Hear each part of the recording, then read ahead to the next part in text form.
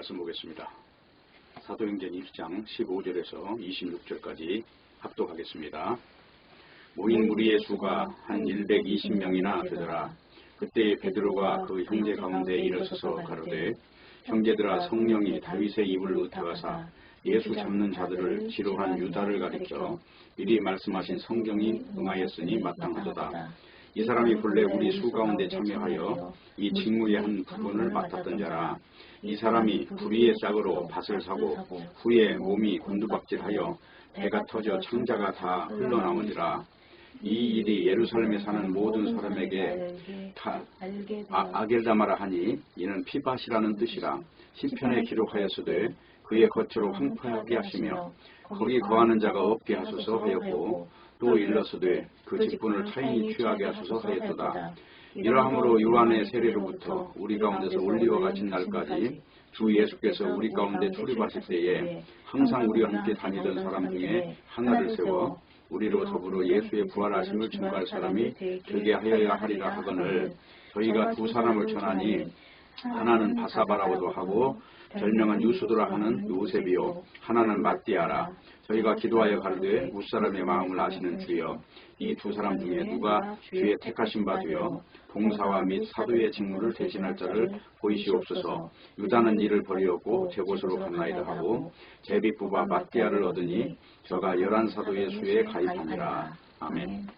기도하겠습니다.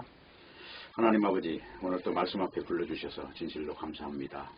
말씀이 보여주시는 소중한 것들, 하늘의 것들로 온전히 옷 입는 시간이 되게 하여 주시옵소서. 예수님의 이름으로 기도합니다. 아멘. 네, 오늘 제목은 직무와 열둘이라는 제목입니다. 본문에 나오는 사도들은 이제 신약 성경에 나오는 이제 사도들이라는 이름을 가진 존재들인데, 그것은 구약 성경의 예언이 된 대로 이제 그 야곱의 아들 12지파를 대체하는 존재들입니다. 그 12지파는 그 다윗의 아들인 솔로몬, 그리고 솔로몬의 아들인 이제 르호보암이라고 하는 그 아들의 시대에 이제 북이스라엘과 남이스라엘, 유다로 이렇게 분열이 돼요. 그래서 10지파는 북쪽 여로보암으로 따라갔고, 남쪽에 있는 그 유다 지파와 베냐민 지파, 이 두 지파만 남방 왕국을 지키게 돼요. 이게 사실상 이제 그 구약 성경에 있는 12지파라고 하는 존재들은 영적 면에서 볼 때는 이미 실패한 자들로 이제 드러납니다. 그래서 이제 예수 그리스도께서 오셔서 이제 마태복음을 보면은 산에 올라가서 앉으셔서 말씀을 전했다는 것은, 이건 이미 산이라고 하는 것은 하나님이 거하시는 곳이에요. 그래서 하나님의 어떤 그 상징으로서 산에 올라가서 이제 말씀을 증거하는 것입니다. 그러면서 입을 열어서 가르칠 때 심령이 가난한 자가 복이 있고 애통하는 자가 복이 있고 온유한 자가 복이 있다, 이런 말은 육신적으로는 실패한 자들이 복이 있다는 말이에요. 한마디로 함축해서 이야기하면. 그렇기 때문에 우리는 성경을 통해서 반드시 조명해야 될 것이 영적인 것만 봐야 된다는 거예요. 육신적인 어떤 것도 뭐 계급이라든가 혈통이라든가 아니면 학벌이라든가 이런 것도 아무 의미가 없다는 거예요. 오직 영이냐 육이냐 하는 것을 다룬다 하는 것입니다. 그렇기 때문에 오늘 지금 제목이 지금 직무와 열둘이에요. 그래서 그 열둘이라고 하는 그 숫자 속에는 이제 하나님의 완전한 그 12라고 하는 숫자에서 조명하고 있는 어떤 계시가 있다는 것입니다. 7이라고 하는 숫자도 의미가 있는 것은 제7째 날에 하나님이 쉬셨다는 것 때문에 그 안식이라고 하는 의미가 있는 거예요. 그래서 안식했다 하는 그 말 속에 바로 하나님의 뜻이 거기에 목표로 등장하는 겁니다. 그러니까 우리가 하나님의 일을 한다 그럴 때 하나님이 어떤 상황에서 안식을 하시는가를 보면 그 하나님의 뜻이 뭔지를 알 수가 있는 거예요. 그래서 인간이 선악과를 먹고 하나님 대신해서 인간이 주체로 등장한 거, 이거는 하나님이 안식할 수가 없는 거죠. 그래서 계속해서 하나님이 개입을 하시는 거예요. 그런데 인간이 포기가 되면, 인간이 신적 위치를 포기하고 보암직하고 먹음직하고 탐스러운 모든 구조로 가치를 정하는 일에 손을 띄는 순간을 일컬어서 하나님의 안식이라고 그래요. 그래서 인간이 나무하러 가는 그걸 가지고 죽이는 일이 발생하는 거거든요. 안식일날 나무를 했다고 죽여요. 구약성에 보면.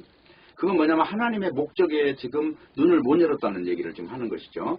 그래서 이제 오늘 이제 본문을 통해서 보면은 언뜻 보면 제자들이 지금 가룟 유다가 죽었기 때문에 이제 11사도밖에 없으니까 한 사람을 더 뽑아가지고 12명을 만들었구나라는 어떤 이걸로 볼 수가 있지만 그것이 아니라 사도행전에서 지금 가장 중요하게 다루는 문제는 뭐냐면 성령이 임한 사람들을 일컬어서 교회라고 그러잖아요. 그러면 이 교회가 도대체 어떤 것이 교회냐 이걸 다루고 있어요. 그러니까 사도행전을 성령인전이라고 하는 거는 사도들 12명 이름이 거의 없어요. 여기 성경에 지금 사도행전에 등장하는 사도들 이름은 기껏 해봐야 베드로, 그리고 야고보, 그리고 또 한 명이 새로 등장하는 인물이 바울이란 말이에요. 근데 여기에 보면 바울이라는 이름 자체도 없어요. 지금 이 12명 이름 속에는. 그러니까 하나님이 하시는 일과 인간이 하는 일의 그 수준 차이를 지금 볼 수가 있는 것이거든요. 그래서 중요한 거는 이제 성경 전체 이야기는 의인과 악인을 다뤄요. 근데 우리 인간이 볼 때 악인이라고 하는 것과 의인이라는 것은 도덕적 견지에서 보지만 하나님이 볼 때는 가죽옷을 입었냐 무화과를 입었냐 이거 가지고 의인과 악인을 나누거든요. 그러니까 가죽옷을 입은 자는 오늘 제목에 보면 마띠아라는 사람은 뭐냐면 은혜를 입은 자라는 뜻이에요. 선물이라는 거, 하나님의 선물. 그리고 여기 마띠아하고 견주어서 있었던 요셉이라는 사람은 의로운 자라는 이야기예요. 그런데 거기서 이 어떤 선출하는 과정도 보면은 이 능력 없는 자가 선출이 되잖아요. 인간적인 의미에서 자랑할 것이 없는 자가 선출이 돼요. 그리고 실제로 마띠아의 일생을 보면 뭐 기록된 게 아무것도 없어요. 근데 하나님은 그 사람이 뽑아놓은 어떤 이걸 더 초월해서 저 뒤쪽에 가서 사도 바울을 사도로 세우는 거예요. 사도 바울. 그것도 예수님을 믿는 자들을 다 못 박아 죽인 자들, 아주 막 철저히 원수로 행하는 자를 하나님이 굴복시켜서 그 사람에게 이제 눈을 열게 하셔서 진리를 알게 하시는 거죠. 그렇게 해서 이제 노마, 그러니까 그 당시에 아주 인본주의가 극에 달한 그 노마의 중심부에 파견을 해서 거기서 복음을 증거하게 함으로써 인생을 또 끝을 보는 거죠. 한마디로 그 순교당하게 만들어버리는 거예요. 육이라는 건 아무것도 아니야라고 하는 걸 증명해내시는 거예요. 이제 그게 성경 이야기다 하는 겁니다. 그렇기 때문에 이제 우리가 알아야 할 거는 교회라는 게 도대체 뭐냐. 이 교회가 뭐냐면 성령의 인도와 권능을 다루는 현장을 교회라고 해요.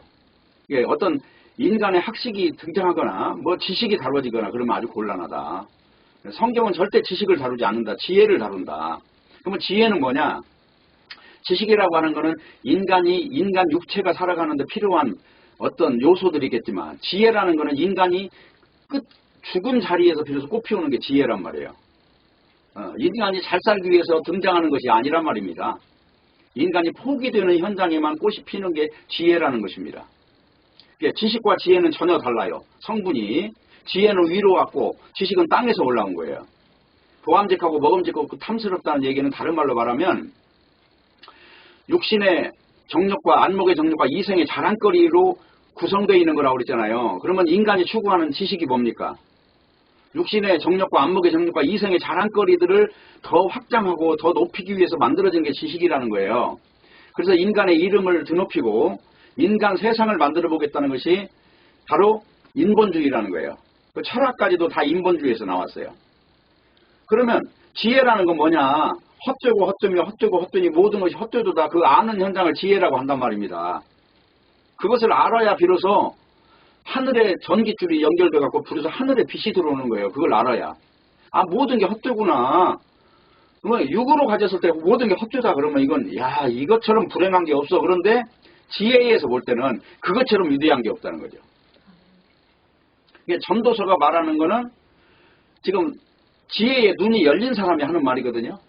자, 세상 너희 이치 봐라. 해 아래 있는 게 새 것이 없어. 맨날 돌고 도는 거야. 그리고 그걸 가지고 고군분투하면서 그것이 뭐가 있는 것처럼 살아가는데 내가 어느 날 지혜가 열리고 보니 그것이 아무 의미가 없더라. 내가 왕을 했고 내가 잘 살았고 돈도 그렇게 많았고 첩이 많고 종이 그렇게 많고 호의호식하며 일생을 살았는데 그것이 정말 아무것도 아니더라. 그것이 헛된 것이더라. 이걸 깨달은 것이 이제 솔로몬의 전도서라고 하는 것입니다. 그래서 거기에 솔로몬의 전도서에 하나 딱 손가락으로 지적해주는 내용이 있어요. 그게 뭐냐면 창조자를 기억하라. 그거 하나는 인간이 태어나서 찾아야 될 소중한 것이야. 다 헛된데 창조자를 기억하는 거, 이거는 인간이 태어났으면 그거 하나만큼은 의문을 풀어야 되는 것이야 라는 결론을 내리는 게 전도서란 말입니다. 그렇기 때문에 그리스도의 교회라는 것은 뭐냐면 성령의 인도를 받느냐 하는 그 문제를 다루는 거예요. 그래서 사도행전을 다른 말로 성령행전이라고 했죠. 그러면 성령의 행전과 인간의 행전이 다른 점이 뭐냐? 자, 인간은 언제나 모이고 자기 세력을 확장하고 그래서 우리 연대 세력으로 인해서 이 지상에서 영원히 우리 이름을 드높이자 하는 것이 인간의 소망이라는 거예요. 근데 성령은 어떤 일을 하시느냐면요. 자, 이제 그 사도행전 1장 8절이잖아요. 오직 너에게 성령이 임하시면 너희가 권능을 받고 예루살렘과 온 유대와 사마리아 땅끝까지 이르러 내 증인이 되리라 그랬어요. 성령이 오면 어떤 사건이 벌어지냐면 자기가 부정이 되고 예수님의 이름만을 드높이는 사람으로 바뀌었다는 것이죠. 전도서로 말하면 창조자를 기억하는 어떤 그 모습이 나왔다는 것이죠. 그와 같이 지금 사도행전에 보면 이제 이 일이 일어나는 내용들을 보면 사도행전 1장에서는 지금 이제 절망 가운데 있는 존재들이 예수님이 승천하시기 전에 한 가지 질문하는 것이 뭐냐면 때가 언제입니까? 자, 우리 로마로부터 독립하는 때 육신적인 질문을 했는데 예수님은 너희들은 그런 것과 관계없는 존재들이야. 너희들은 성령을 받으면 너희는 내 증인이 돼. 어떤 너희가 때가 돼가지고 이 로마로부터 독립하는 이런 육적인 문제가 아니고 영적인 사람으로 살다 가는 거야. 이 한마디를 딱 남기셨잖아요. 그리고 승천하셨어요. 그리고 나서 지금 그때까지가 언제냐면 부활 후에 40일이 경과한 때였단 말이죠. 그리고 지금 성령 받을 때까지는 열흘을 더 기다려야 되는 거예요. 그 열이라고 하는 숫자도 완전한 숫자예요. 12도 완전한 숫자, 7도 완전한 숫자예요. 그러면 그 숫자들이 지정하는 건 다 뭐냐면 하나님의 때라고 하는 것과 하나님이 안식 후에 그러니까 엿새 동안에 다 창조하시고 제7일째 가서 안식하시니라 하는 그 상황의 도래를 지금 초점으로 이제 성령께서 사역을 하신다는 것입니다. 자, 그렇기 때문에 우리 인생들은 우리 육에 대해서는 모든 목적을 포기해야 돼요. 이 육에 대해서는 관심이 없어요. 이 하나님은. 예? 내 말이 영이요 생명이라 하는 그 말이 이 육에 대한 이야기가 아니다 그 말이죠. 지금 예수님은 이 육, 우리는 살다가 죽잖아요. 얼마 후에 이 죽어가는 육을 가지고 이 소망 없는 걸 가지고 이 소망이 있는 것이다 이렇게 가르치신 적이 없어요. 이건 소망 없어. 이건 아예 처음부터 잘못된 거야. 그렇게 가르치셨단 말입니다. 그래서 이제 성령의 역사는 예루살렘부터 시작해서 이제 땅끝까지 단계적으로 파장이 흘러가는데 자, 그 안에 어떤 일이 생겼어요? 예루살렘에 핍박이 시작되잖아요. 아니면 예루살렘에 하루에도 3,000명씩 이 교회 수가 되어지니까 세력이 컸으면 우리 인간의 생각에서는 야, 예루살렘부터 이제 교회를 크게 세우고 이제 거기서부터 이제 뭔가 영적인 일을 펼치면 훨씬 유리할 텐데 하나님은 그렇게 하지 않고 거기서 핍박을 일으키시는 거예요. 그래 다 흩어져 버리게 만드신단 말입니다. 이게 인간의 생각과 하나님의 뜻이 다른 점이에요. 그 흩어져 갖고 어떻게 돼요? 흩어져서 예수님만 이야기하는 사람이 된다는 거란 말입니다. 예? 그렇게 해서 단계적으로 이제 파장이 우리가 저 고요한 강에 돌을 던지면 돌멩이가 떨어진 그 자리부터 원을 서서히 그리면서 점점 넓어지는 것처럼 복음이 예루살렘에서 시작해서 온 유대와 사마리아와 땅끝까지 이방인에게까지 다 증거가 되는 것입니다. 유대인의 사고방식을 다 뛰어넘어서 편견을 뛰어넘어서 자기들 속에 갇혀있는 존재들을 다 그걸 깨부시고 저 밖으로 우리 원수들에게 복음을 증거하는 일이 바로 이제 복음의 파장 효과라고 하는 거예요. 자, 그런데 이제 오늘 중요한 내용은 아까도 언뜻 이야기했지만 마띠아라는 사람을 선출하는 내용인데 그 열둘이라고 하는 숫자를 채우는 내용이잖아요. 그러면 열둘이라고 하는 숫자 속에는 뭐가 있냐? 열둘이라고 하는 숫자 속에는 구약 성경의 이스라엘 민족 12지파를 상징하는 숫자란 말입니다. 열둘이. 그러면 이 세상을 잘 보세요. 1년이 몇 달이죠? 12달이에요. 하루가 몇 시간이죠?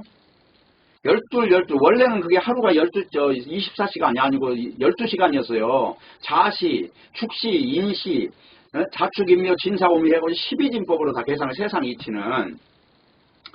그래서 이 12이라고 하는 숫자 속에서 중요한 것은 뭘 지금 말하고자 하는 것이냐면 세상이라는 건 3진법으로 되어 있고 3차원으로 되어 있어요.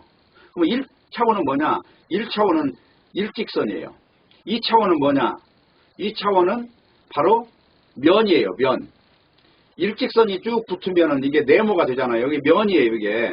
그 다음에 3차원은 뭐냐? 입체란 말이에요. 선과 선이 연결되면 그 안에 박스라고 하는 것이 만들어지죠. 그 1차원은 일직선, 2차원은 이제 연결되는 면을 말한단 말입니다. 연결선 안에서 구성되어 있는 세계. 이게 면이에요. 3차원은 입체란 말이에요. 그리고 4차원은 우리 인간이 가늠할 수 없는 세계를 4차원이라고 하는 것이죠. 4차원은 바로 영적 세계, 신적 세계, 막 이렇게 지금 이야기를 하는 것입니다. 그래서 이제 12이라고 하는 그 숫자 안에는 영적인 숫자가 들어있는 거예요. 그 안에. 자, 이스라엘 민족이 12지파라는 얘기는 야곱이라는 사람의 이름이 바뀌었다는 것에 의미가 있잖아요. 야곱이라는 사람이 원래 육신의 이름이면은 이스라엘이라는 이름은 영의 이름이라고요. 그러니까 다 누구나 이 믿음의 사람들은 이름이 두 가지예요. 육신을 가지고 있을 때 이름하고 영을 가졌을 때 이름이 다르단 말입니다. 근데 놀랍게도 사도 바울도 예수님을 만나기 전에 이름이 사울이었는데 예수님 만나고 난 뒤에는 작은 자라는 이름이에요. 사울은 큰 자라는 이름이고 바울이라는 이름은 작은 자, 미약한 자 그런 뜻이에요. 왜 그렇게 바뀔 수밖에 없느냐면요. 육에 대해서 의미를 안 두기 때문에 그래요. 이름이 다 바뀐단 말이죠. 그래서 12지파라고 하는 이야기는 바로 영의 존재라고 하는 의미를 함축하고 있다는 것입니다. 그래서 이제 12이라는 이름을 채워야 된다는 그런 생각을 가지고 있었던 거예요. 이스라엘 민족이니까 이 베드로나 사도들이 다. 근데 이건 어디까지나 인간적인 생각이었다는 것이죠. 왜 그러냐면 뒤에 가면 하나님께서 직접 예수님이 등장하셔서 사도 바울을 부르시잖아요. 그래서 실제로는 사도 바울이 마띠아 자리에 들어간다고 봐야 되는 거예요. 그게 영적인 숫자예요. 자, 그걸 채우기 위해서 어쨌든 등장하는 현상들이죠. 어쨌든 제자들이 성령 받기까지는 어떤 모순이 있을 수밖에 없는 거죠. 생각이. 예수님이 하신 말씀도 성령 받기 전까지는 그 의미를 지금 모르고 있는 거죠. 그래서 지금 오늘 읽은 내용이 사도행전 1장까지 지금 마지막까지 읽었잖아요. 2장 가면 이제 오순절 때가 이제 드디어 열흘이 돼요. 예수님 승천하신 뒤에. 그래서 50일이 채워지는 거예요. 그러면 50일이 되면 오순절이라고 그랬죠. 가나안에 가서 수확하는 그 날이란 말이에요. 추수하는 날. 그러면 이게 오순절이란 말이면 하늘 백성으로서 추수가 시작되는 거예요. 새로운 창조의 시작이고 창조의 열매라는 거예요. 그래서 이제 오순절이 의미가 있는 거고 12이라고 하는 의미가 바로 영적 존재들의 어떤 완전한 어떤 그 사역과 복음 전도의 그 연결선에서 지금 그 이름이 지어진다고 하는 것입니다. 자, 그래서 문제는 뭐냐면 지금 사도행전을 읽는데 1장부터 12장까지 나오는 사도 이름이 베드로예요.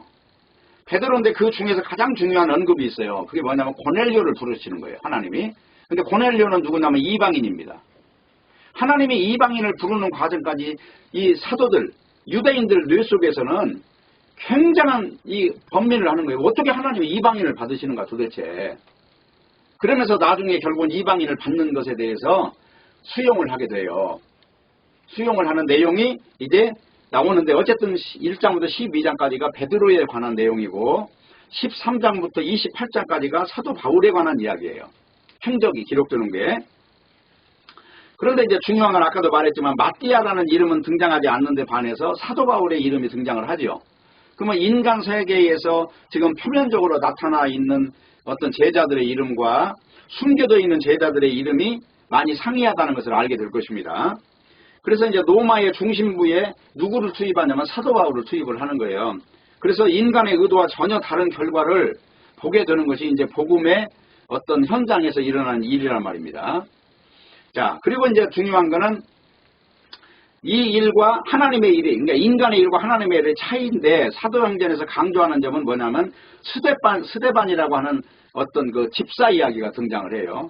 사도의 이야기가 전면에 등장하는 게 아니고요. 스데반이라는 집사 이야기가 전면에 등장을 해요.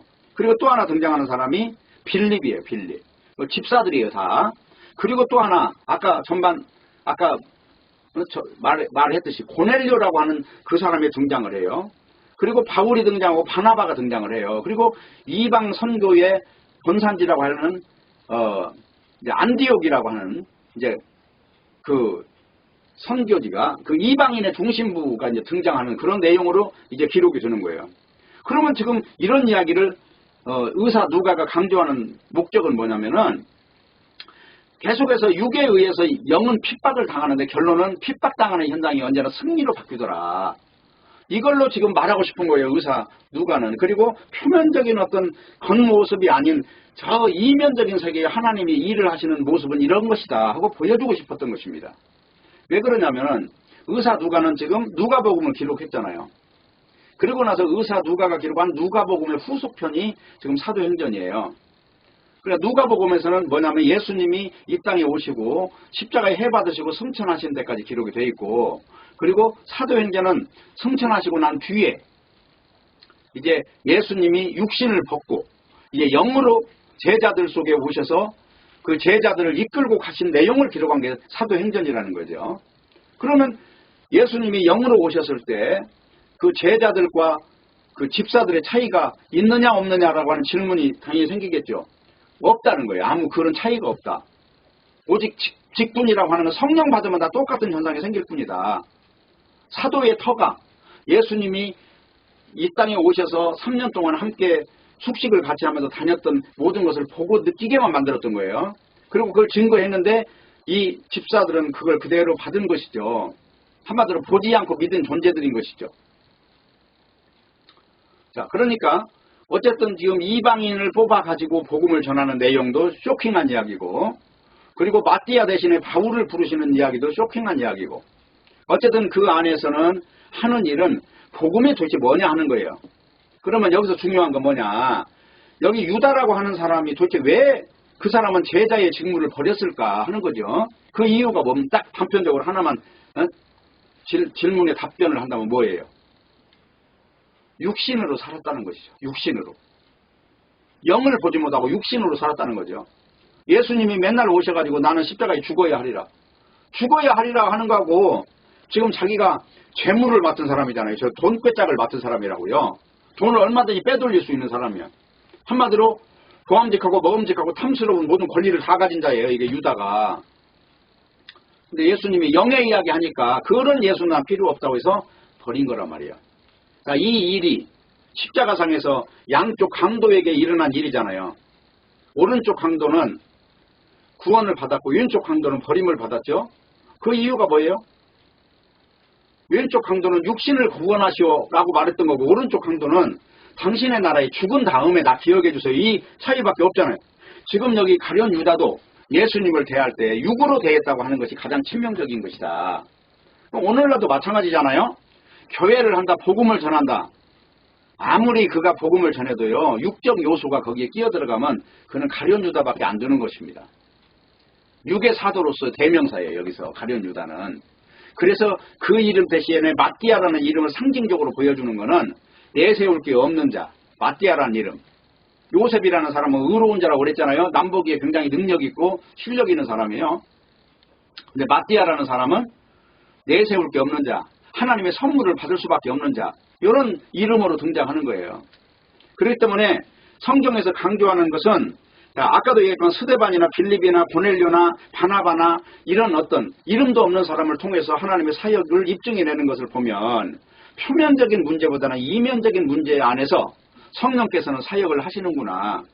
어쨌든 겉으로 있는 것이 있든지 없든지, 실력이 있든지 없든지, 그 사람이 합리적이든 아니든 그거 다 떠나서 이제 하나님은 하나님의 언약대로 계속해서 일을 성취하시는구나. 이걸 알 수가 있습니다. 그런데 중요한 거는 오늘 이 사도행전 내용에 보면은 64년도에 네로의 핍박이나 70년도 예루살렘 멸망이 없어요. 그러면 이 기록 연대를 보면 그 안에 지금 64년 이전으로 거슬러 올라가는 이게 기록 연대가, 그럼 한 61년 정도에 기록했다고 보는 것이죠. 자, 그러면 그 뒤에 일어난 사건은 뭡니까? 네로의 핍박이 있었죠. 그럼 로마에 있는 그리스도인들을 막 다 죽이는 거예요. 그렇게 해서 어떻게 하려고? 자, 아까도 그랬죠. 예루살렘과 온 유대와 사마리아와 땅끝까지 복음 증거하게 하려고 한 군데 묶어놓는 게 아니에요. 다 흩어지게 만드는 거예요. 핍박이라고 하는 것을 통해서. 예수 믿는 사람들의 죽음을 통해서 그냥 흩어지는 거예요. 자꾸만. 거기 앉아서 순교당하는 것이 아니라 다른 쪽으로 흩어지게 만들어서 그곳에 바로 예수님의 십자가 사건을 증거하는 계기로 만들었다고 하는 것입니다. 그래서 본문은 인간이 하는 일로 보이지만 뒤에서는 하나님께서 따로 간섭하셔서 그 일을 인간의 상상할 수 없는 어떤 그런 범위에서 일을 하셨다는 거예요.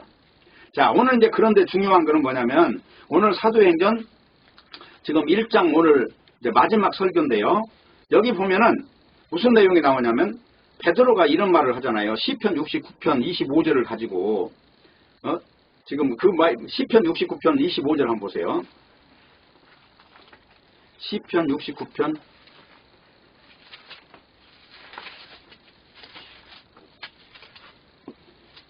25절 보면 저희 거처로 황폐하게 하시며 그 장막에 거하는 자가 없게 하소서라고 했어요. 근데 이제 중요한 건 이 내용을 보면 베드로는 이 내용을 가룟 유다에게 지금 적용을 시킨 거예요. 그런데 문제는 이 구절이 초대교회 때 그 성도들이 핍박당할 때 다들 그 핍박을 당하는 상황에서 바로 이런 내용을 많이 외웠다고 해요. 그 구전에 의하면. 그러면 이게 지금 뭘 말하냐면은 가룟 유다에게 적용을 했지만 육에 속한 자를 통칭해서 하는 말이란 말입니다. 육에 속한 존재들의 실상은 그들은 영생할 수 없는 존재들이잖아요. 잠깐 피었다가 지는 그냥 그야말로 이슬과 같은 존재들이잖아요. 그들의 생명이 없는 존재들이라는 것이죠. 근데 그들의 실상은 언제나 영적 존재들을 핍박하는 존재로 등장한다는 것입니다. 그리고 또 하나는 시편 109편 8절을 보세요. 뒤로 좀 넘기면은 109편 8절을 보면은 이렇게 나와 있어요. 그 연수를 단축히 하시며 그 직분을 타인이 취하게 하시며 그 자녀는 고아가 되고 그 아내는 과부가 되고 그 자녀가 유리 구걸하며 그 황폐한 집을 떠나 빌어먹게 하소서. 지금 이 내용이 뭐냐면 막중한 직분, 은혜의 직분을 육으로 바꿔버린 자들의 어떤 통칭해서 하는 말입니다. 이게. 근데 이 말을 가지고 지금 베드로는 가룟 유다한테 적용을 시키고 있잖아요. 이 육으로 사는 인생에 대한 종말이 얼마나 비참한가. 은혜로 사는 인생의 그 위대함을 지금 여기서 대비하면서 이야기하는 거를 지금 베드로는 요걸 그대로 구약 성경의 다윗의 말을 그대로 가져와서 지금 가룟 유다는 이렇게 되고 영적인 존재는 이렇게 된다고 해서 대비해서 지금 이야기를 하는 거예요. 그러면 지금 베드로라고 하는 사람이 유대인으로서 성경을 얼마나 많이 읽었는지 알겠죠. 그 당시에는 신약 성경이 없었을 때니까 구약 성경 모세 오경과 그 다음에 역사서와 이렇게 시편 같은 거 책을 가지고 누가복음이나 마태복음 끝에 가면 예수님이 제자들에게 설명해 주신 내용이 다 이런 내용이에요. 이걸 가지고 영적인 존재와 육적인 존재를 대비해서 지금 말씀을 하고 있다는 것입니다. 베드로가. 그러니까 이 말은 다른 말로 말하면 이 세상은 두 가지 인간의 부류를 딱 나눈다는 거예요. 다윗의 입장에서 볼 때 의인이 오히려 악인 취급을 당하고 악인이 의인 취급을 당하더라. 그러니까 가룟 유다 같은 경우도 지가 결국은 이제 영을 육 때문에 팔아버린 이걸 가지고 결국은 배가 터져 죽는, 그래서 가룟 유다가 죽은 그걸 피밭이라고 한다잖아요. 그게 저주의 밭이라는 뜻이거든요. 왜냐하면 육을 위해서 돈을 은 30냥을 받았다는 거예요. 그 돈과 영을 그 아무것도 아닌 거하고 바꾼 인생의 종말에 대해서 너희들이 땅의 산업을 잃고서 그게 결국은 네 저주로 가는 길이야. 그게 피밭이라는 이름이 그거 뜻이야. 피가 뭐예요? 죽음이잖아. 저주. 너희들 그러니까 너희들이 죽도록 노력해서 인생의 가치를 삼는 그게 결국은 네 저주로 가는 길이야. 그 이야기를 베드로는 지금 영적으로 해석해서 결론을 내렸다는 얘기예요. 그래서 중요한 건 평생 전쟁의 그 관계 속에 살다간 다윗이 볼 때, 다윗의 인생에서 볼 때 위기가 올 때마다 하나님의 손길을 보게 된 다윗이 지금 기도한 내용이고, 그리고 다윗이 신앙으로 살다간 뒷자락을 바라보는 고백이었다는 거예요. 이게 다. 그래서 성경이 그래서 하나님의 말씀이라는 것입니다. 영의 말씀이라는. 그래서 특별히 곳곳에 예수에 대한 숨겨진 예언을 보면 이 땅에 오실 때 가난한 집안에 오셨고 그리고 부끄러운 존재의 이름을 가지고 오셨다잖아요. 근데 세상에서 부끄러운 존재는 첫 번째로 가난한 것이고 못 배운 것이고 다 그런 거잖아요. 예수님은 일반 정규학교를 다닌 적이 없어요. 제자들도 다 그렇게 비천한 존재들이었고 단지 예수님이 바라본 시선은 영 하나만 바라보신 것이죠. 그래서 이사야서 53장 같은 데 보면 그러잖아요. 자, 이사야서 한번 잠깐 읽어볼게요. 이사야서 53장을 한번 봅시다. 2절. 그는 주 앞에서 자라나기를 연한 순 같고, 연한 순 같고 그거는 뭐냐면 강한 순이 아니란 말이에요. 싹이 없어요. 육으로 볼 때 도대체 누가 인정해 줄 만한, 야, 너 앞으로 장차 너는 크게 될 거야, 이런 게 없다는 거예요. 연한 순 같고 마른 땅에서 나온 줄기 같으니, 촉촉에서 수분을 충분히 머금고 나오는 싹이 아니라 그냥 사람들이 밟아갖고 그냥 다져진 그런 곳에 그냥 외톨이같이 하나 떨렁 나와 있는 그런 모습이라는 거죠. 그래서 뭐라고 그래요? 고운 모양도 없고 풍채도 없고 우리 보기에 흠모할 것이 없다는 거죠. 자, 이게 영의 모습이라는 거예요. 그런데 사람은 육을 가지고 있기 때문에 선악과를 먹었다는 것은 보암직하고 먹음직하고 탐스러운 것만 가치 있게 여긴다는 겁니다. 이런 존재들과 영의 몸으로 영을 입고 오신 그 예수님이 보실 때와 그런 차이가 뭐냐 하는 것입니다. 3절. 그는 멸시를 받아서 사람에게 실어버린 바 되었고, 영과 육의 그 대비되는 현상이에요. 간고를 많이 겪었고 질고를 아는 자고 마치 사람들에게 얼굴을 가리우고 보지 않음을 받는 자 같아서 멸시를 당하였고 우리도 그를 귀히 여기지 아니하였도다. 이게 영의 모습이에요. 그래서 사도 바울도 바로 그런 모습으로 살다가요, 눈에는 안질이 있고 간질병이 걸려가지고 육으로는 도대체가 이 사도인데, 그러나 영적인 존재만 알아볼 수 있도록 다 그렇게 숨겨져 있다는 것입니다. 바로 이게 하나님의 세계예요. 이게 하나님의 세계. 그래서 창세기부터 가죽옷과 무화과 옷에 두 가지 옷을 등장을 시키는데, 가죽옷은 한마디로 죽어서 입는 거고 무화과 나무 옷이랑 치장되어 있는 거예요. 그래서 구약성경에 나오면 아세라상이라는 게 있거든요. 그 아세라상은 인간이 볼 때 굉장히 아름다운 모습을 가지고 있다는 거예요. 그래서 중요한 거는 이 다윗이라고 하는 사람, 영적인 사람이 볼 때 고백한 내용이다. 이 내용은. 이거를 지금 베드로는 지금 유다와 마띠아를 비교해서 이야기를 하고 있는 것이다. 마띠아를 뽑기 이전부터 지금 이 영적인 가치를 가지고 지금 말을 하고 있는 거예요. 아직 성령으로 충만하지 않지만 어쨌든 방향이 서서히 떠오르는 태양 쪽으로 이제 방향이 이렇게 바뀌고 있는 것을 볼 수가 있겠죠. 그래서 특별히 예수에 대한 모든 예언마다 꼭 나오는 내용은 뭐냐면 볼품없다는 거예요. 볼품없다. 그 선악과는 보암직하지만 생명과는 볼품없다. 그래서 육이든 인생들은 생명과를 선택하는 것은 오직 은혜밖에 없다. 성령이 임하지 않고는 그게 가치를 못 느끼게 돼 있어요.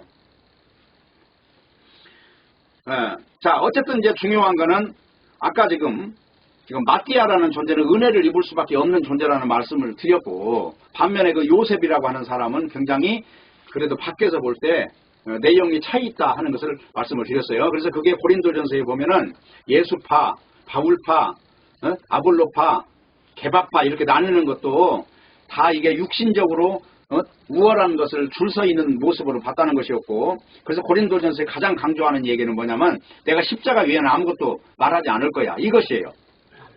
그래, 너희들이 지금 육신 가지고 지금 줄을 이상한 데 서 있는데, 그리고 예수님 믿고 나면 이 줄도 서야 될 이유도 없는 거야. 왜냐하면 우리가 예수 믿는 사람이지 바울 믿는 사람도 아니고 베드로 믿는 사람도 아니잖아. 이 말을 지금 하고 있는 거죠. 그래서 그 성경에서 지금 이야기하고 있는 내용이 7이라는 숫자, 10이라는 숫자, 12이라는 숫자는 전부 다 이런 영적인 의미를 품고 있는 거예요. 이스라엘이 된 뒤에, 야곱이 이스라엘이 된 뒤에 주어져 있는 어떤 영적 환경들이죠. 그리고 이들은 언제나 세상으로부터 핍박을 당하는 존재로 돼 있어요. 그래서 이스라엘 민족이 애굽에 가서 결국은 바로의 밑에서 굉장히 핍박을 당하다가 430년 후에 다시 나와서 이제 가나안 땅으로 들어가는 거죠.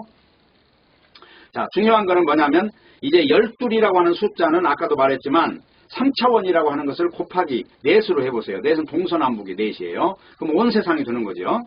그리고 요한계시록에도 보면은 이제 14만 4천 명이 나와요. 그거는 12,000명 곱하기 12이에요. 12지파와 연결해서 지금 14만 4천 명이라고 하는 거예요. 그럼 14만 4천 명이라는 말은 다른 말로 말하면 이제 영적인 존재들만 구원이 된다는 걸 말하고 있는 것이죠. 그리고 구약의 12지파, 신약의 12지파가 모이면 24장로가 돼요. 그래서 이제 요한계시록 4장 4절에 보면은 또 보좌에 들려 24보좌들이 있고 그 보좌들 위에 24장로들이 흰옷을 입고 머리에 금멸유관을 쓰고 앉았더라 이렇게 한 거는 신약성경의 12사도와 구약성경의 12지파를 이렇게 통칭해서 영적인 존재들로 지금 이야기하는 것이다. 그러면 이제 여기 성경에서 말하고 있는 건 뭐냐면 전도라고 하는 거, 영을 전하는 전도라는 것은 인간이 가지고 있는 재능이나 실력으로 이루어지는 게 아니다. 오직 성령께서 이루신다. 이걸 지금 강조하고 있는 것입니다. 그러니까 사도행전 전체를 읽어보면 다 성령께서 나가시는 것이란 말이죠. 그러니까 아까도 그랬지만 제자들이 예루살렘에 모여서 자꾸 인구가 많아지니까 얼마나 좋겠어요. 세력이 커지니까. 근데 거기에 갑자기 죽음을 들고 들어와서 흩어지게 만들어요. 그러면서 그들이 다 뿔뿔이 흩어져요.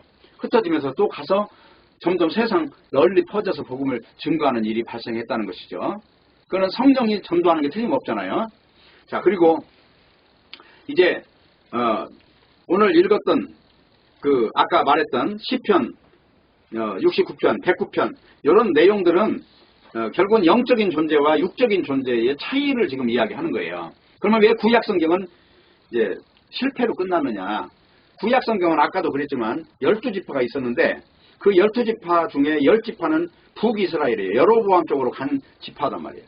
그리고 남쪽에 있는 베냐민 지파와 유다 지파만 남쪽에 있었는데 결국은 이들이 어떻게 됐냐면은 아수르로 끌려가고 북이스라엘은 남방 왕국은 바벨론으로 끌려가요. 끌려가서 다 혼혈이 돼버리는 거예요. 혼혈이. 그래서 다시 돌아와요. 돌아오는데 그들 중에 남은 자들만 결국은 또 명맥을 이어가지고 예수님이 오실 때까지 또 400년이라는 공간이 생겨요. 말라기가 끝나고 마태복음까지 400년이 걸려요. 근데 그 공간 속에서 뭘 한 일이 없어요. 마카피 혁명이라고 하는 것이 있었지만 그것도 유대인들에 대한 어떤 것은 기록될 수 있지만 그것도 영적인 것은 아니다. 그러나 그 속에 하나님의 일은 하나님이 하신다고 했잖아요. 그와 같이 400년이 지난 뒤에 예수 그리스도가 오시는 거예요. 그것도 누구한테 오냐? 저 마리아라고 하는 여자, 이름 없는 지파 속에 있는 존재. 그것도 저 변방으로 오시는 거예요. 변방으로. 그래서 그 당시에 유대인들이 볼 때 중심부가 아니고 변방에서 예수님이 탄생을 하는 겁니다. 그러나 성경에 예언된 대로 베들레헴에 탄생을 해야 할 거 아니에요. 그래서 이제 그때 뭐 호적인가 하는 것 때문에 이제 뭐 그런 이유 때문에 왔다가 거기서 탄생하는 거라니까요. 그게 하나님의 역사라는 거 다. 자, 이제 여기 결론을 내립시다. 가룟 유다라고 하는 사람은 저주받을 무리의 대표라고 등장하는 거예요. 이게 다윗의 시인은 딴 게 아니라 영의 존재가 바라보는 육의 세상을 지금 평가하는 내용이다. 그래서 베드로는 예수님의 십자가에 서서 구약 전체를 내다보고 있는 그런 시각이 열렸다는 거죠. 자, 그렇기 때문에 데비드는 두 가지 노선이 있는 거예요. 두 가지 노선이. 그래서 어쨌든 내 힘으로는 안 된다고 결론을 내리고 하늘의 능력을 받아야 할 거 아니에요. 그래서 이제 끌려가는 사람이 돼야 되기 때문에 요 설교가 끝난 다음에 바로 성령이 임합니다.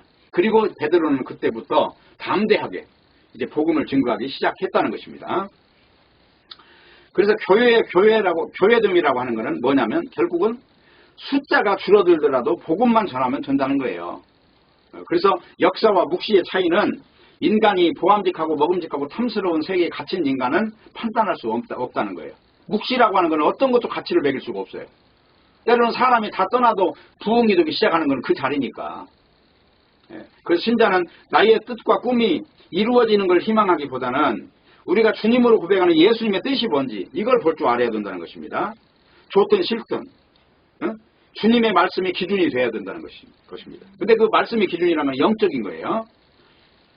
자, 그러면 마태복음 27장 3절에 10절 한번 다시 한번 읽어볼게요. 이게 지금 예수를 판 유다의 내용이죠. 3절.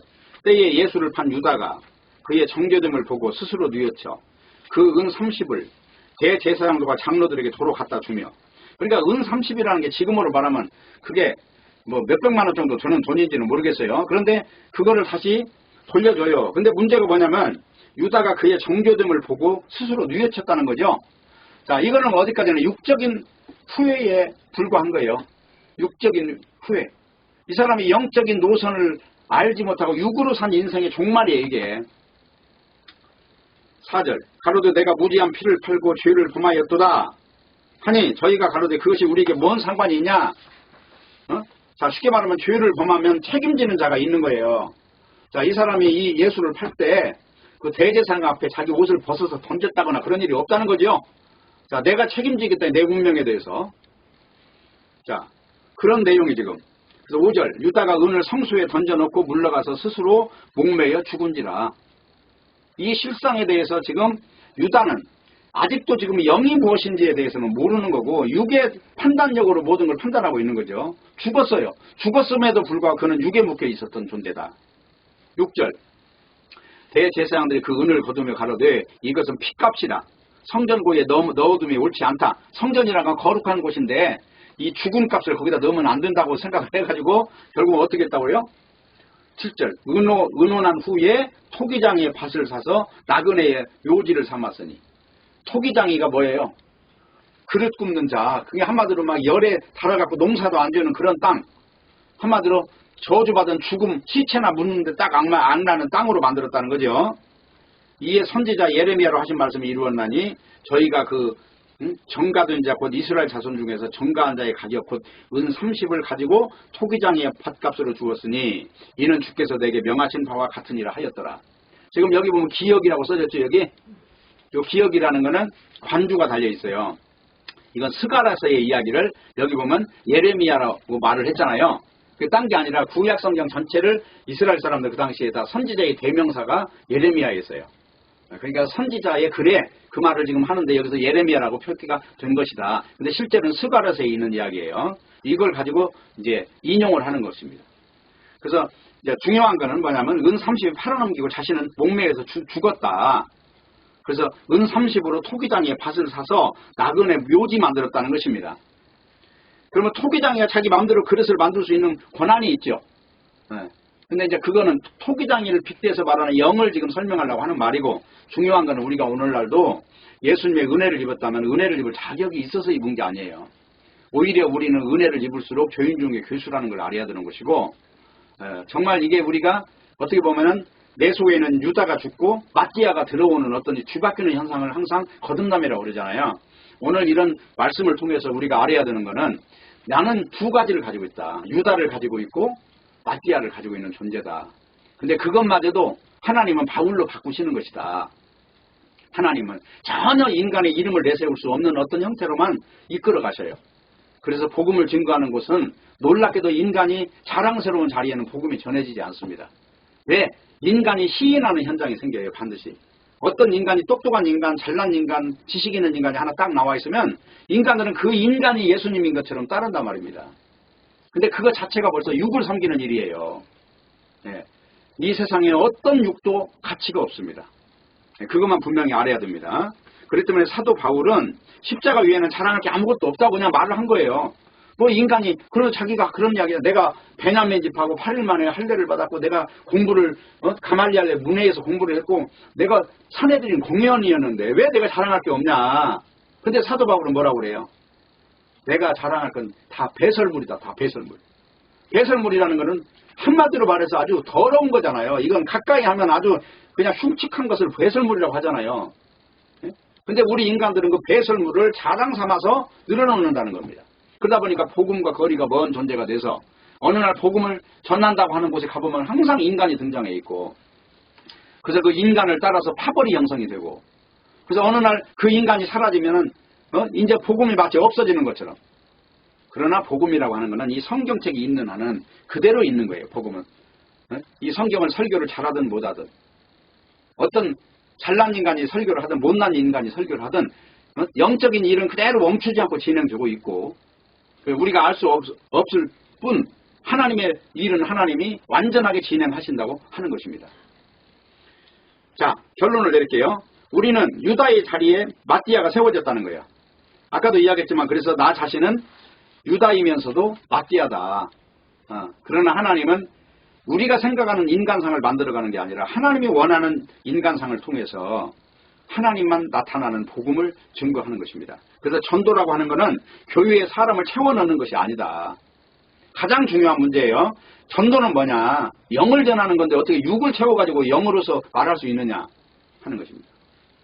그래서 본문은 실패한 유다의 자리에 마띠아를 대신 세워서 예수님의 부활이 어떻게 증거되는가 이걸 보여줬다는 것입니다. 그래서 우리는 자신에게서 이 옛사람과 새사람이 있다는 것을 알아야 되고, 옛사람은 주님에 대해서 실패한 육신이며 새사람은 성령에 의해서 새롭게 되고 고침받는 이 존재라고 하는 거예요. 그래서 육을 가지고 우리가 성공했다 실패했다 이런 논하는 것 자체가 바로 이거는 크게 영어로 볼 때는 잘못되어 있는 것이다. 우리가 아량한 유다의 자리에 마띠아가 세워져서 유다의 직무를 대신하게 했다는 것은 성령께서 우리 속에 오셔서 우리 인간을 부정하면서 그 자리에 하나님의 영의 일을 진행하신다고 하는 것입니다. 그래서 성령이 오셨다 하는 것은 감히 인간의 능력을 내세울 수 없다는 것을 지금 전제하는 말입니다. 그런데 문제는 유다는 이 직무를 버리고 제 곳으로 갔다고 그러죠. 제 곳이라는 건 뭐예요? 인간의 육이 원하는 방향으로 갔다는 것입니다. 제 곳으로 갔다는 것.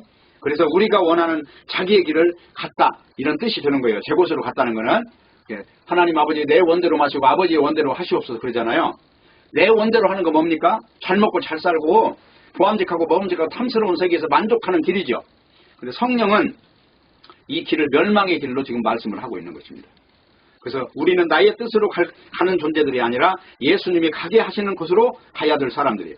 바로 이것을 직무라고 하는 것입니다. 성경 안에서 내 길이 아니라 주의 길을 위해서 갈 사람으로 세워진 것이다. 그래서 이게 사도의 직무고 그 사도의 직무가 여기서 연결되지 않잖아요. 집사로 가버리잖아요. 직무가. 그 집사로 갔든지 고넬료한테 갔든지 고넬료가 지금 여기서 무슨 집사로 임명된 것도 아니잖아요. 근데 사도행전을 보면 계속해서 복음이 전거되고 마지막으로 뭘로 끝나는 줄 아세요? 마지막으로 사도행전이 끝나는 거는 바울이 비참하게 끝났다. 육이 끝났다 이거예요. 사도행전 이야기는. 그래서 성경 이야기는 육이 끝났다는 이야기를 계속 한다는 것입니다.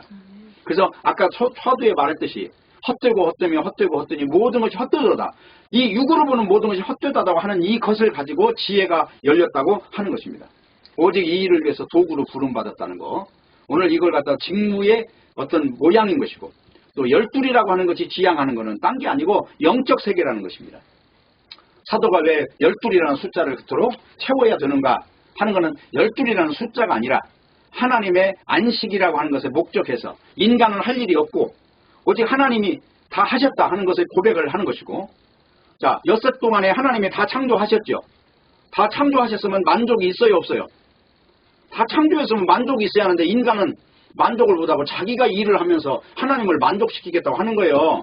근데 사도행전은 지금 그 말이 아니고 하나님의 일은 성령이 오셔서 하신다는 거잖아요. 인간이 하는 게 아니고. 인간이 여기서 조직을 세웠지만 그 조직 뒤편에 가면 다른 방식으로 하나님은 하나님의 일을 하셨다는 것을 말씀하는 것이 바로 사도행전 이야기라 하는 것입니다. 모쪼록 오늘 말씀을 들으신 여러분 속에 이렇게 우리 인간은 부정되고 하나님의 성령의 사역이 계속 이루어지는 그 증인이 되시기를 진심으로 바라겠습니다. 기도하겠습니다. 아버지 하나님 감사합니다. 오늘 또 말씀을 주셨사오니 말씀과 같이 우리 인생들은 부정되고 보암직하고 먹음직하고 탐스러운 모든 것에서 벗어나는 저희가 되게 하여 주시옵소서. 예수님의 이름으로 기도합니다. 아멘.